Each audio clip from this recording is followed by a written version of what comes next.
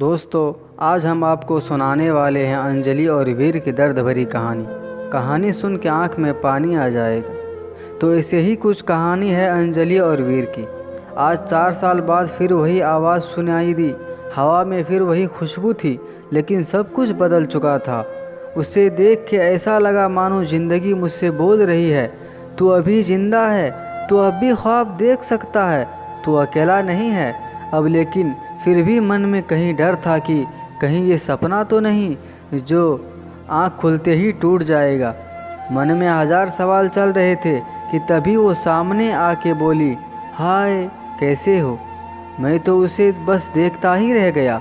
वो फिर बोली, हेलो कैसे हो, कुछ बोलो। मैं हड़बड़ाहट में बोला, मैं ठीक हूँ, तुम कैसी हो। वो बोली, मैं भी ठीक हूँ, तुम इस कंपनी में जॉब करते हो।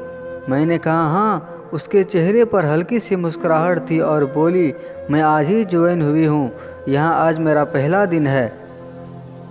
ये सुनकर मेरा मन में अंदर ही अंदर खुशी का लहर चल पड़ा, लेकिन उसे वो खुशी बांट नहीं सकता था। मैं आज 4 साल बाद उससे मिला था। वो मेरी पहली मोहब्बत थी। हम दोनों साथ में बहुत खुश थे, लेकिन फिर एक दिन आया जब वो मुझसे जुदा हो गई। आखिरकार गलती भी मेरी थी। असल में वो मुझे छोड़ के नहीं गई थी, मैंने ही कुछ गलत कर दिया था उसके साथ। मैं ही बेहक गया था किसी और के लिए। और लेकिन वो कहते हैं ना, प्यार अगर सच्चा हो तो बुरे से बुरा इंसान को बदल देता है। ऐसा ही कुछ हुआ मेरे साथ। मैं अंजलि को भूल के भी नहीं भुला पाया था, और फिर आज 4 साल बाद वो मेरे सामने है। क्या बोलूँ उससे, मैं किस मुंह से बात करूं, कुछ नहीं समझ आ रहा था मुझे। वो मेरे ही ऑफिस में अभी नई ज्वाइन हुई है और मैं उसका सीनियर हूं। हम रोज़ ऑफिस आते हैं, काम करते हैं और घर जाते हैं। 1 महीने हो गया था, लेकिन अंजलि ने मुझसे एक बार भी हमारी बीती हुई ज़िंदगी के बारे में बात नहीं की। कभी भी ना ही वो मुझे पूछी कि मैं अब उसी के साथ ही या ब्रेकअप हो गया है मेरा। एक दिन जब शाम ऑफिस से निकलने का टाइम हुआ तो बहुत बारिश हो रही थी और मेरे पास छाता नहीं था कि मैं बस स्टैंड तक भी जा सकूं। ऑफिस में ही मैं वेट कर रहा था बारिश रुकने के लिए। तभी अंजलि ऑफिस से निकल रही थी और मुझे बैठा देखकर पूछी, तुम्हें घर नहीं जाना। तो मैंने कहा, घर तो जाना है, लेकिन मैं आज छाता नहीं लाया और बाहर बहुत बारिश हो रही है, इसलिए वेट कर रहा हूँ रुकने के लिए। वो बोली, ठीक है। फिर थोड़ा रुक के बोली, मेरे पास छाता है, चाहो तो तुम्हें बस स्टैंड तक छोड़ सकती हूँ। मैंने बिना कोई सोच विचार के जा कह दिया और जल्दी से सब सामान रख के उसके साथ ऑफिस से निकला।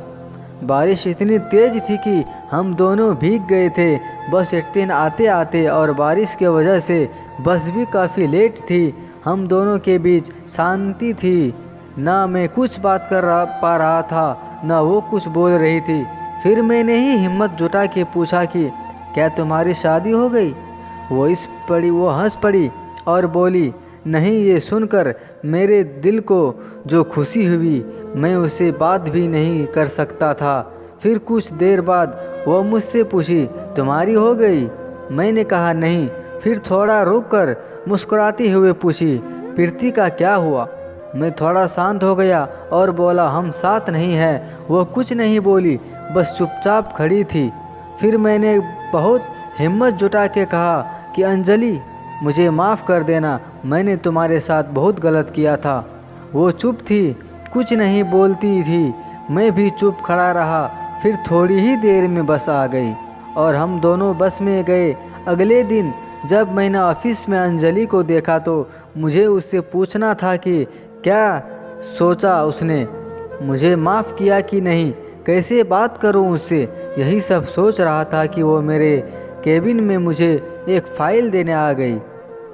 मैंने बिना कुछ सोचे उसे बोल दिया कि ऑफिस के बाद साथ में चलना, मुझे कुछ बात करनी है। वो बोली, क्या, हम अभी भी इधर बात कर सकते हैं, मैंने कहा नहीं, ऑफिस के बाद मिलना है। वो बोली ठीक है और चली गई। मैं बस के इंतज़ार कर रहा था कि बस कब 6 बजेगी कि मैं उससे बात कर पाऊँगा। टाइम जैसे ही थम ही गया था, 6 बज गया। सब एक एक करके निकल रहे थे ऑफिस से। फिर आखिर में निकला और साथ में अंजलि भी थी। वो रुकी थी मेरे लिए। आज फिर हम साथ चल के गए बस स्टैंड। रास्ते में मैंने उससे पूछा कि कल का जवाब नहीं दिया तुमने। वह शांति ही थी कुछ देर, फिर बोली किस बात का क्या जवाब दूं?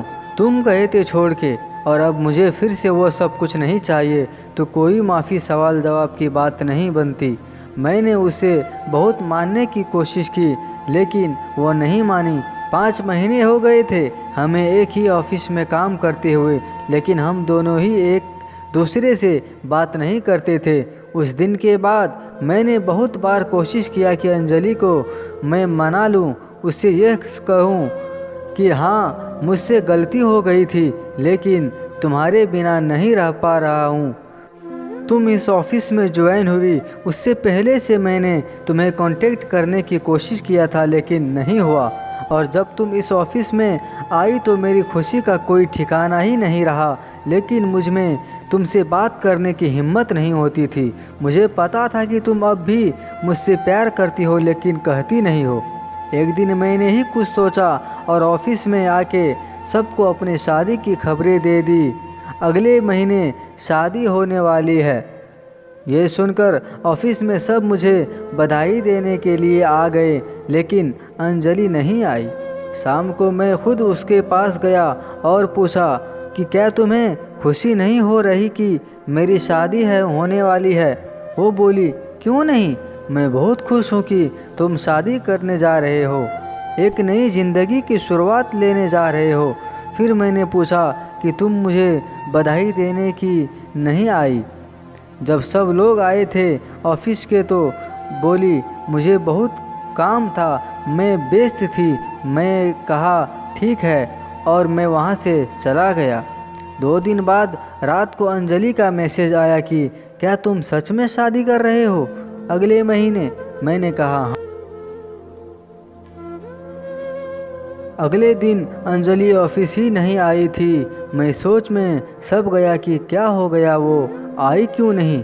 फिर मैंने अपने कलीग को कहा कि अंजलि को फ़ोन करके पूछे कि वो ऑफिस क्यों नहीं आई। उसने फ़ोन किया तो पता चला कि उसे बहुत तेज़ बुखार हो और वो घर पर अकेला है।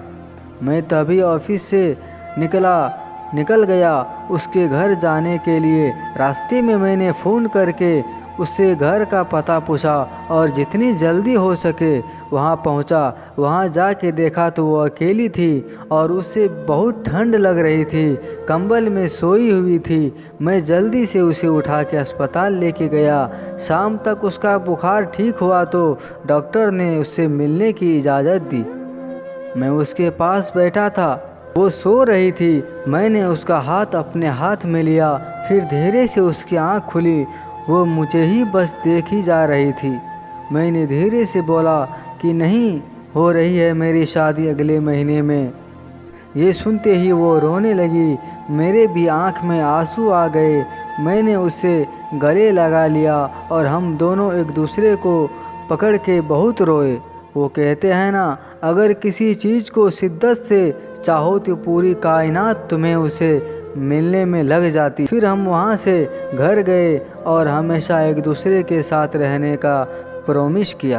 तो दोस्तों, इस कहानी से आपको क्या पता चला कमेंट में ज़रूर बताइएगा और वीडियो को लाइक भी कीजिएगा। अगर हमारे चैनल पर नए हो तो चैनल को सब्सक्राइब भी कीजिएगा। कहानी को सुनने के लिए धन्यवाद। जय हिंद, वंदे मातरम।